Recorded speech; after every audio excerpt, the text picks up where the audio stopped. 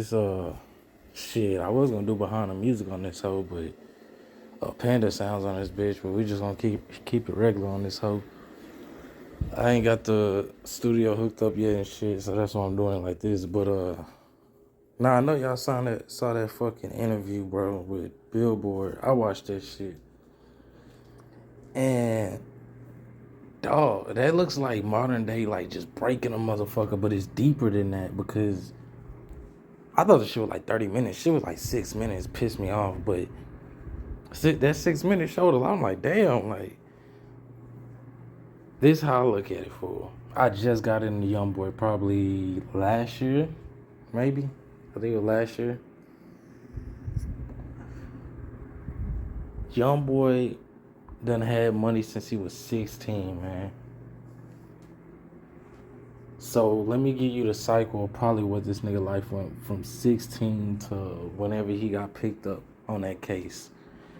Wake up, we doing drugs, we making murder music, we fucking hoes. This is the fucking cycle, the rinse and repeat for what, 4 years? At least 4 years? 4 years, fool. Wake up, murder music, murder music, murder music. We beefing with niggas, we slapping hoes, we doing all this shit. I got kids after kid after kid after kid after kid. I got beef after beef after beef. All that shit.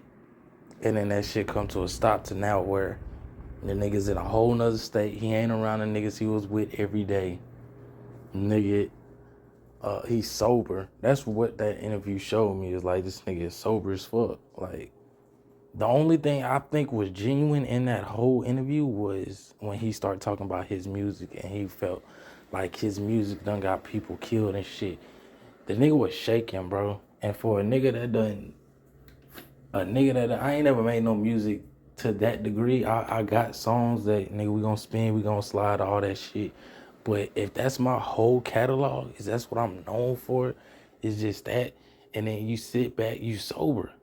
You gotta understand the state of being sober, bro. Like, you do shit. This go for everybody. Serial killers, niggas that spin on niggas, niggas that rob niggas. You high, you don't give a fuck, nigga. Don't move, nigga. Give it up.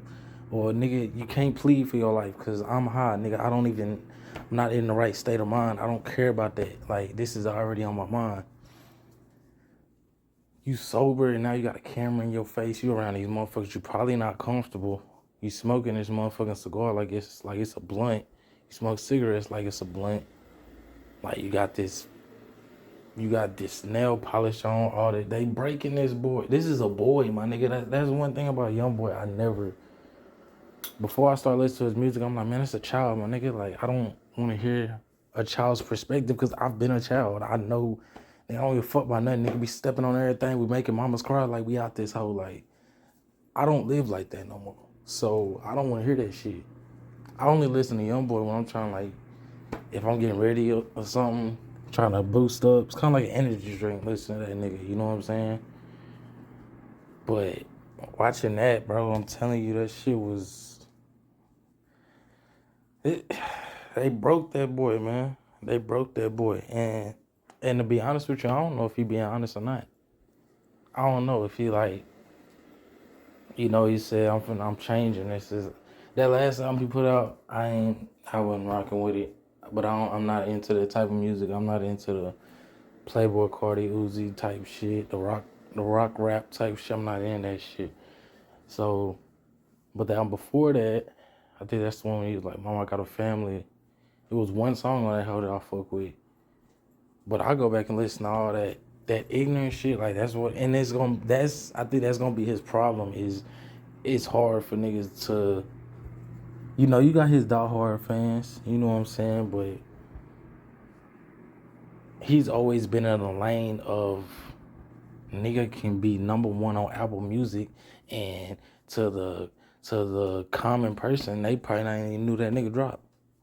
So I don't know how many units he did on that last one. I rest my case. I don't know. I didn't really hear niggas spinning that hoe like that. So, but man, that's modern day breaking. And he said it himself. You ain't gonna be on top forever. So I feel like that was a big thing. He said, you know, you ain't gonna be on top forever. There's gonna be somebody to replace Youngboy. I know that's hard to believe, but dog, when you have a craft and you stick to that craft to where it becomes, to a lot of people it becomes what's the word? A repeat, a rinse and repeat type thing. Yeah, yeah. Like there's gonna be somebody else. It sucks, you know, that he broke that boy like that. And he ain't even done, bro. This nigga still got cases and all type of, he on house arrest. So being, a lot of people don't know, bro, like house arrest, I ain't never been on house arrest. I've just been locked up, been on probation, but I'm pretty sure being in a house, nigga, like, oh, you can't go nowhere. You just nigga can't even go to the mailbox. This nigga was so, I don't know if that was a label or not, but he was so bored, the motherfucker just let fans come to his house, like. And the only reason he feel comfortable to do this because he got the U.S. Marshals sitting outside his crib. So, you know, who's not to say all them people weren't kids of record executives and shit? We don't know, man. You know what I'm saying? But I had to speak on that interview, man, because that shit it was cringy as fuck. You know, they said that's his first interviews for like, what, 5 years or something? In 5 years or something like that. So it's like, every time he get on IG, the nigga do over 100,000 easy. So he's still intriguing and shit. I really feel like, well, this probably for a different video, but the two niggas, I don't know, man. To me, it's kind of like, when it comes to that beef shit, niggas don't, me personally, I don't give a fuck about what Lil Durk point of view is. I always felt like Lil Durk was intimidated about King Von because it was never in question if King Von was like that. You know what I'm saying? But even that shit show you too. Niggas don't give a fuck about Quando Rondo. Like, that was the biggest part of his whole career, is getting punched by that nigga and then that nigga dying. Like, who the fuck is checking for Quando? I think Quando and Youngboy put a tape out together and that bitch ain't do nothing. So it's like, I don't know, bro. If that dude is changing life, you know what I'm saying? Because when he say he don't know how many murders he responsible for people just listening, you gotta think about that shit, bro. Like, everybody that hopped in the car told that Youngboy nigga we finna spin. You know what I'm saying? Like, that's a hard ass pill to swallow, bro. That's basically being at the top of the devil's orchestra type shit. Like, that you number one for murder music. Like, if niggas is getting killed, nigga, the not 95% of the time they playing some Youngboy when they stepping on some shit. Nigga have an AirPod in, nigga walking down some shit. Noise cancellation on, nigga. Like, I don't hear nothing but I don't even hear the gun clicking out this whole, like, it's deep, man. It's deep. But I just had to come and speak on that shit. Definitely finna get back on YouTube with y'all and shit. I got a whole bunch of shit. I'm just trying to get this. I finally got an apartment, so I'm just trying to set up this room and shit. But, you know, now a nigga paying bills and shit, so I gotta learn how to maneuver that and then see what I got left over and all that extra shit. But it's all good, man. As long as y'all stick with me, you know what I'm saying? If you watching this, I appreciate it. It's all love. God bless. You know what I'm saying? We out this hoe.